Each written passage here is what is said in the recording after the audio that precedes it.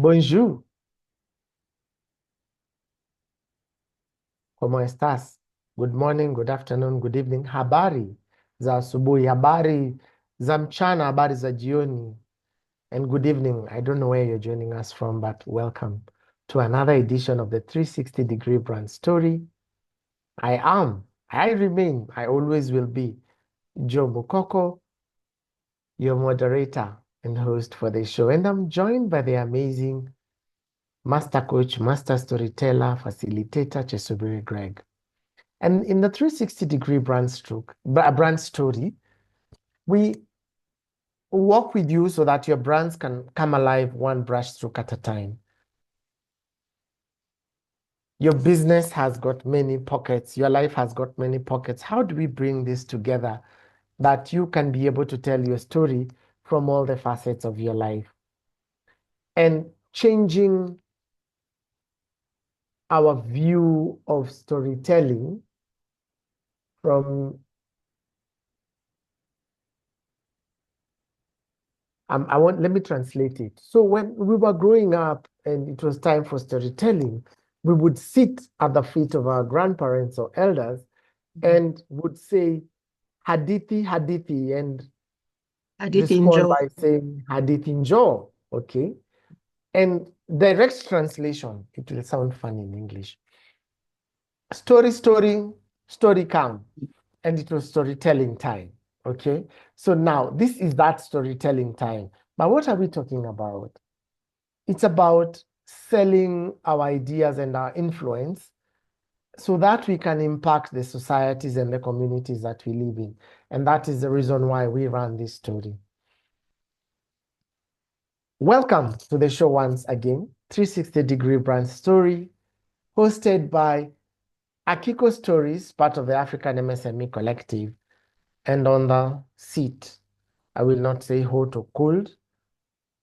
The temperatures are varying from 30 to 10 to 15. They don't even know what it is they want. They're just there.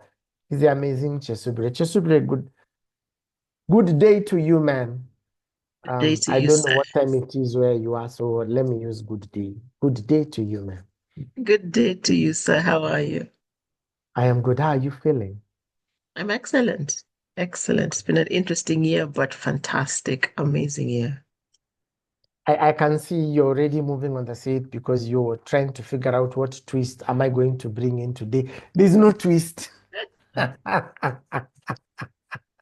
can see you eagerly awaiting the twist. When the show is done is when I will settle whether there was no twist. And there's no curveball. You've been working with businesses throughout the year, and part of the journey that you have been telling them to do is once they understand where they are going, they need to put it all down on paper. Why is it important for them to put it down on paper, even before we get into our episode today? Telling stories using your numbers. So before we get to the numbers, let's just talk. Let's just have this conversation. You see, there's no curveball. So this is something you've been doing. So we are just talking about how the last 2 months have been for you. So I base a lot of the things I do on scripture. So allow me to reference Habakkuk 2:2, where it talks about write the vision, make it plain, that he who may tarry, though it may tarry, he who comes can run with it. That's a combination of seven versions. So you need to document where you're going because you have teams, you have people who come behind you, you have colleagues, you have family who need to understand what you're doing. But the bigger thing about it is when you get into the place of writing what you're doing, who your business is, what you're about, it helps you as the owner gain clarity. I'll give an example. Maybe we say that we were set up to support the younger generation, say 24 to 36, position themselves professionally. And then you get into the game and that particular segment of the market isn't responsive because of where they're at. They feel they're okay. But the ones who are looking for help are like from 50 to 75. If you're not tracking your numbers, if you have not written what you do, you will not recognize the shift and you will not adapt appropriately.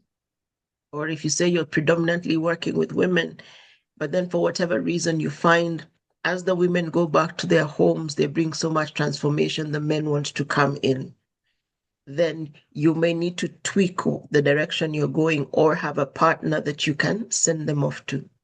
So documentation is beyond you keeping yourself accountable. It also allows you, if you have a board, to have the board keep you accountable, but it simplifies the transfer of information from your brain to your teams to your market. I think for me, that's the importance of why we must have a clear vision, have a clear focus where we're going, and write it down. Clarity and accountability from your Yes. head to papers to everyone around you. Clarity and accountability. And Mhm. as we talk about clarity and accountability, why then should we tell our numbers story? There's an old adage, I'm not sure who says it, but It's me they who said said it. Just go ahead. Anything you numbers. don't know who said, you just attribute it to me. My goodness. So they say numbers don't lie. One of my friends who is in the MS in the same sector as us said to me one day, unless you have a sale, don't tell me you have a business. Unless you have a recurring sale, don't tell me you have a sustainable business. And that's really my interpretation of what he said. He didn't use those exact words. So we track our numbers, we tell the number story because numbers don't lie. Numbers give us a true picture of where we are. So I know many businesses go down because we're not tracking our numbers. I was in a previous business where we didn't track our numbers. We thought we're okay. And then everything collapsed. We were actually living in a house of cards. So you tell the number story because, first of all, you as a business owner have to know intimately where you're at. If you do not know your financial position consistently, there's a problem. I'm learning that in this sense, I can assume that when we get to the end of month, we will have money, or I can be certain how much we sell on a weekly basis because we need to resell. And I had the privilege of sitting with a business owner who has multiple outlets. At the end of the day, every outlet must send their numbers in. There is a standard format. There is standard timeline. So from when your shop closes, an hour later, the numbers should be in. So what it's done internally, they track their numbers through the day. So like you find different outlets deal differently, but there's one particular outlet where the manager of that outlet works on the report through the day so that there is a basic knowledge of what the numbers look like. And it includes cash sales, credit sales, cash in hand, how much was sold and paid for by mobile money, how much was paid by check, and then if it's by check, did you hold those goods until that check clears? So the number stories helps you look broadly across the business as the business owner where you're at. Number two, it helps your teams understand where they're at. So let's say, for instance, you have a target of selling 10 products a day, which means in the 26 days of the month, that is 260 products. If you're documenting and you're looking at the numbers, then by the 10th, you can tell, am I closer to my target or am I too far out? I will not be able to achieve it. You can tell we need to sit with Joe and have a conversation because why isn't he able to sell? How are we able to track those things? And then the other thing that numbers tell you is they tell you whether or not you're going down the right path. So for instance, you have one product that is not moving and you have another product that is flying off the shelves you can't keep. So then it allows you to make an informed decision when you're stocking, which product you reduce the stock numbers, which product you hike the stock numbers. Or this particular product that's not selling, do we have the market wrong? Do we have our sales process wrong? Is it, so then it allows you to interrogate. So your numbers become the story you tell. Now, many times in business, me as the business owner knows the numbers, hides them from everybody, and then in December I come and tell you, Joe, you didn't meet your targets. Why am I telling you in December? By March, it was evident you are off track. Why didn't I come in and have that conversation with you and then use those numbers to say, and not shout at you and tell you, why is it? No, it's like, okay, Joe, do we have a problem? Because I've looked at the numbers and the numbers look like this. Could you tell me what's your experience on the shop floor? What's your experience marketing? I visited a shop one day and I was assisted by somebody, a little hesitant, but she assisted very well, only to discover that that person is a cleaner, not a shop attendant, but because they have interest. So I was like, that's somebody whose skill you can begin to hone. And then she was able to at least draw customers' interest and hand them over to the sales rep. But the sales rep is getting the credit, but this other person is starting the conversation. So then you see, you're able to track and see who's doing well, who's not. You're able to say, hey, course correction. You're able to question your strategies because the strategy is tagged to numbers. So when we say, and many entrepreneurs say, oh, I don't understand numbers, imagine you don't have a choice. Because your numbers tell your most foundational story. You go to the bank, they ask you what are your numbers. You go to the investor, they ask you what your numbers. You come home, you're asked, Mommy, did you make school fees? So numbers don't lie. That's why we must tell the numbers story. Back to you, Joe. Numbers tell your foundational stories. Where are you at? Where is the business at? Are you going down the right path? Powerful. Hey, you're a sage. So question, just building on that. How then can we draw insights from these numbers? I Now think that, where are we? Where are you? Are we moving in the same direction or are we going this way? And so I like what you told about, sorry, when you're talking about numbers. I worked somewhere for an organization that the owner kept the targets in his head. And we never had this conversation. And so he assumed we were in his head when performance was not where it was. But you see, it was not stated. So we were all moving. But as you have said, which path are we going down? So how do we draw insights from numbers?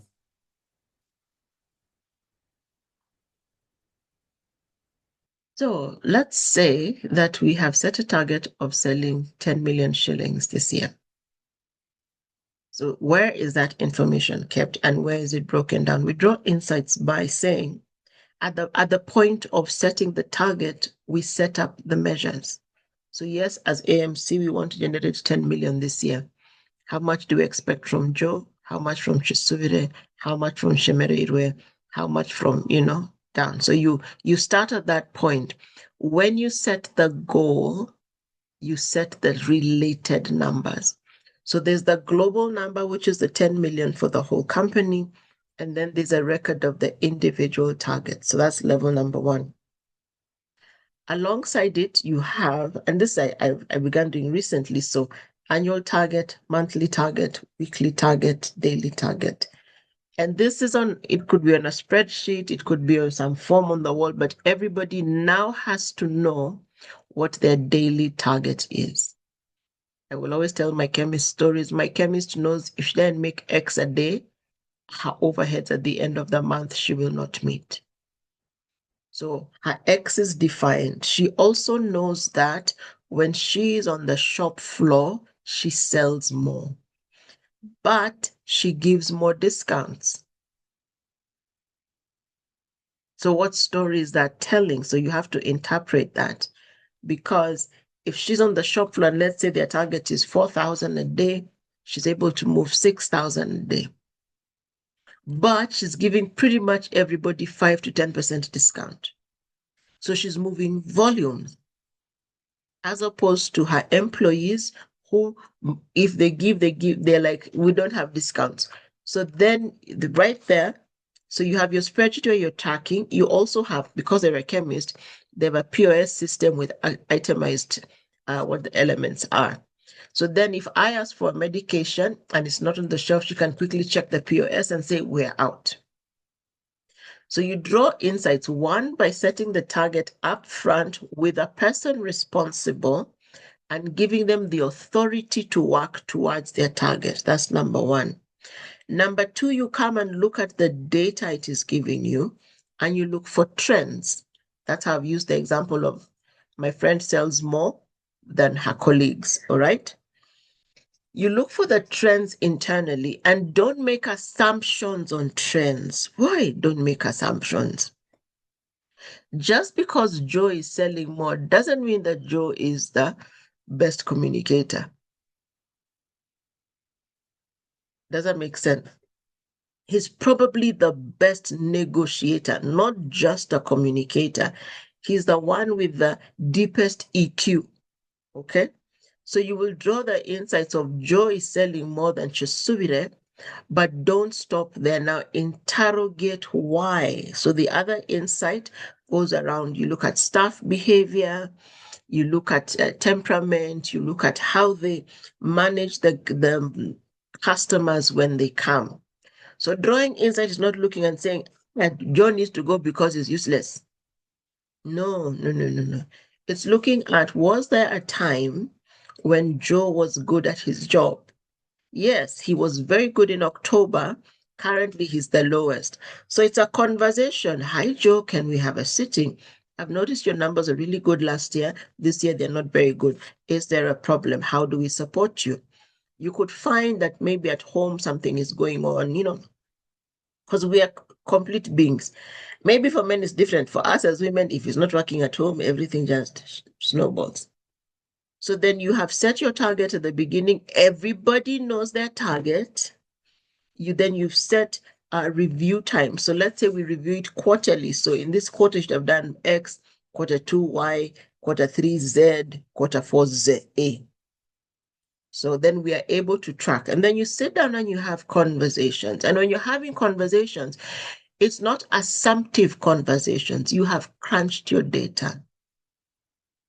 It's a common, I would like to tell people, do a common spreadsheet that everybody can see because they're inputting their spreadsheet. They're inputting their place in the CRM if you have a CRM. So then you go and you look at October, November, you are here, December, you came here, January, So you're drawing trend analysis. When you have identified the trend, then you go and find out what is the root cause of the trend. And then when you have done that, you can then have a substantive closing conversation on how to move forward. So other things you can do is, if you look at the financials, look at the trends of how much you sell, what platforms you sell the most on, where does the money go? So which is your busiest financial platform? I like to say, I think all money needs to transit through the bank at a point, because if I want to go to my bank for a loan, they will look at my transaction history more than they will look at in fact, that will be the first thing they'll look at, because the banks will not give you more than 55% of your income as a loan, your repayment. Right? So if you're looking into those things, then how does our money come? How does our money leave? How fast does it come in and leave? Another big question. I was being told how very often, like churches, money comes in on Sunday to the bank. Wow, where's the money for many churches? That deal is gone by Monday evening. But that also then tells everybody, and it should tell you as the owner yourself, that you are volatile. Because when we're talking about sustainable profitability, which is what AMC talks about, when we're talking about sustained influence, which is what Akiko talks about, it's all around the capacity to stay the course. So then you come and you review, this client used to be profitable, they used to pay on time, they're not. It's a phone call. Hi, we've noticed a change in your account. Is it something on our end? How can you? So then you look at the numbers and then you look for the meanings under the numbers. And then now based on those, so you have set the targets, you've collected the numbers, you've assessed the numbers, and then you've looked for the meaning under the numbers, then you make your course of action. That is how you draw insights.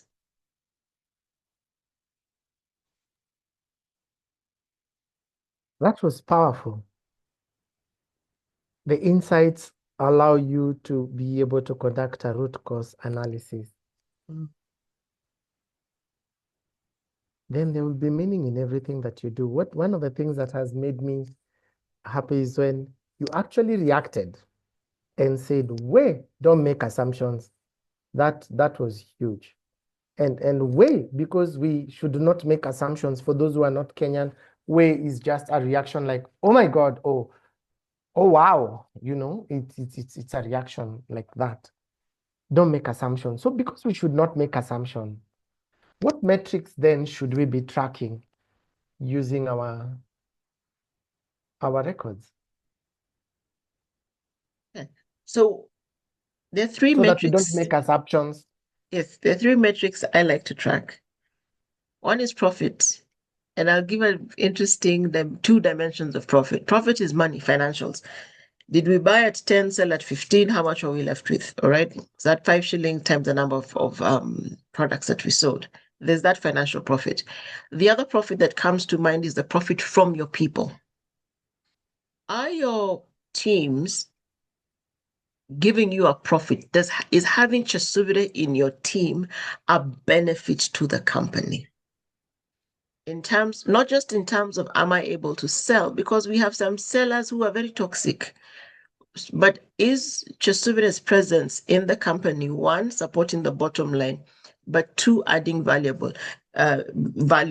So do I bring in more than I'm paid, right? Which is the financial profit.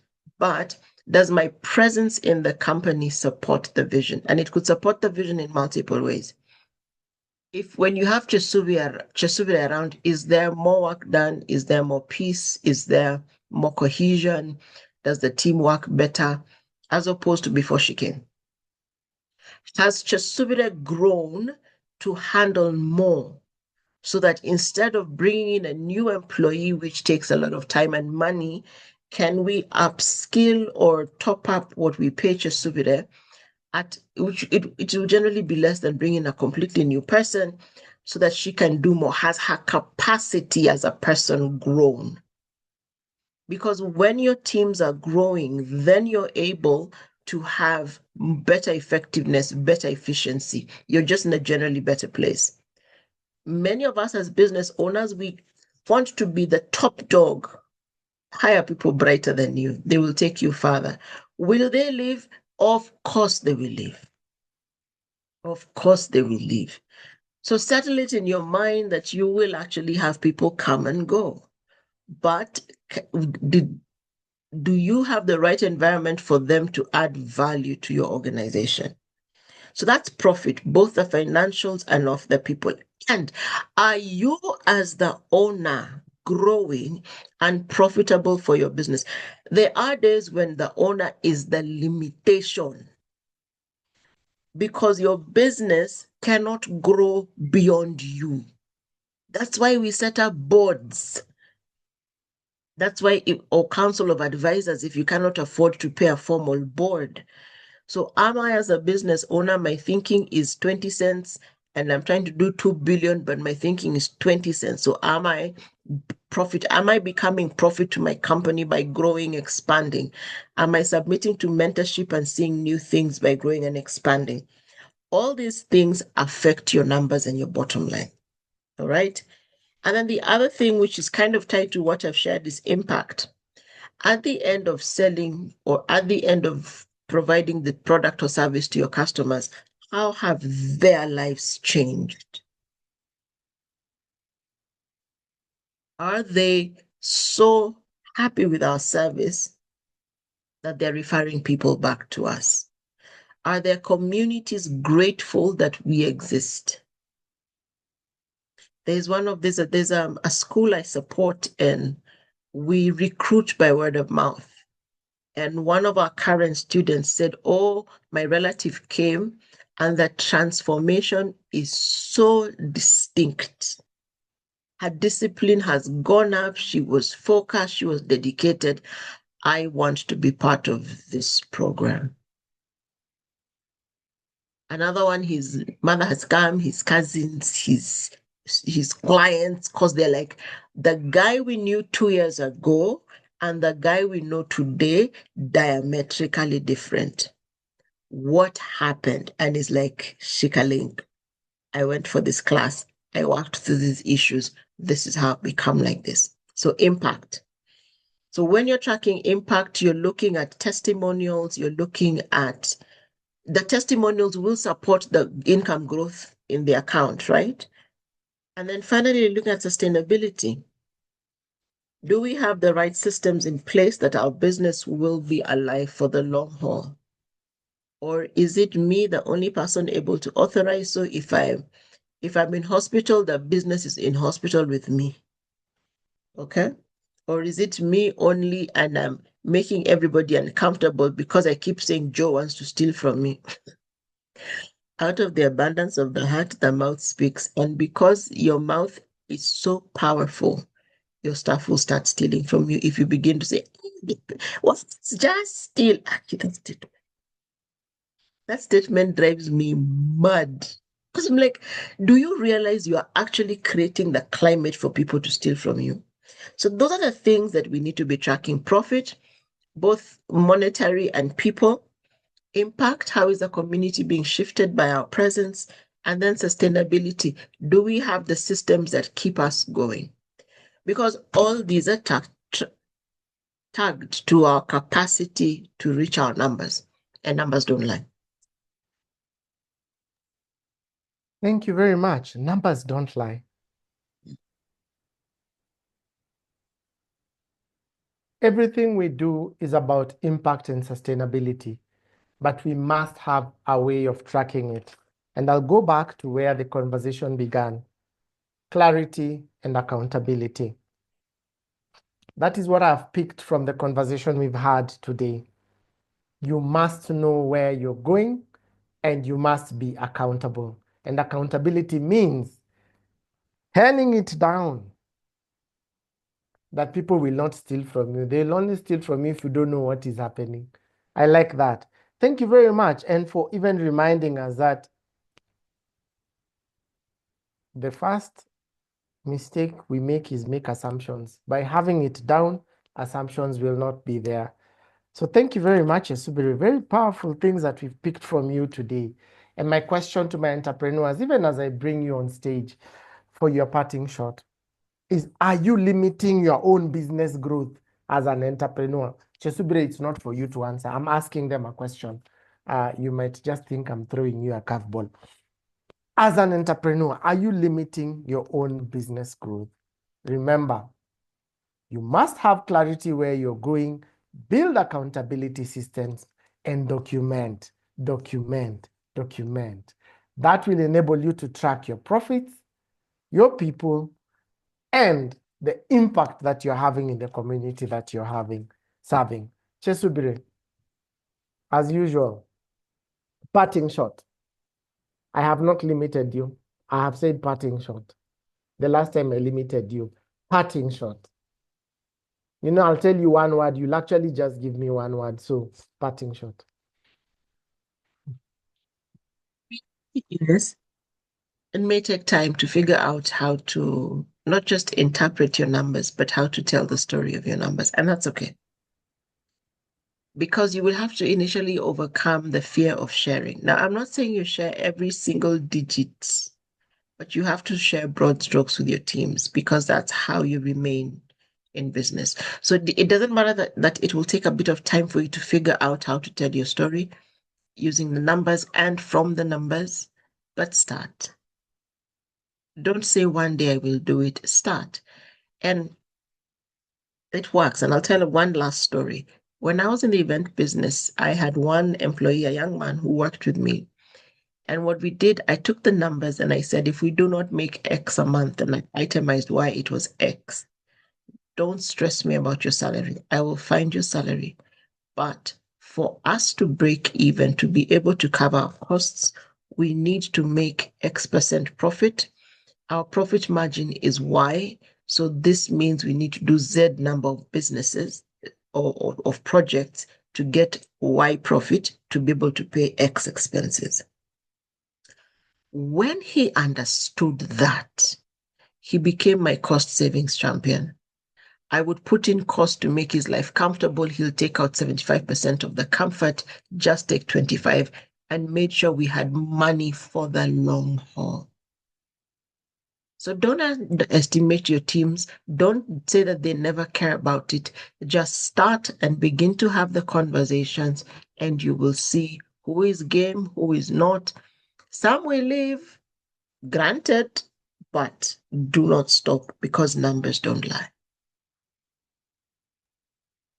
Thank you. Numbers don't lie. It sounds like a song. Maybe we should compose it. Numbers don't lie. And that is where we end our conversation today. Just start. Numbers don't lie. They will give you clarity of where it is you're going and what outcomes you're looking at. Chesubide, thank you so much for generously offering words of wisdom, words of advice, words of guidance, and insights, tips, hacks, and tricks. No wonder you're a storyteller. To our viewers across the globe, across the diaspora, this has been the 360-degree brand story, where brands come alive one brushstroke at a time.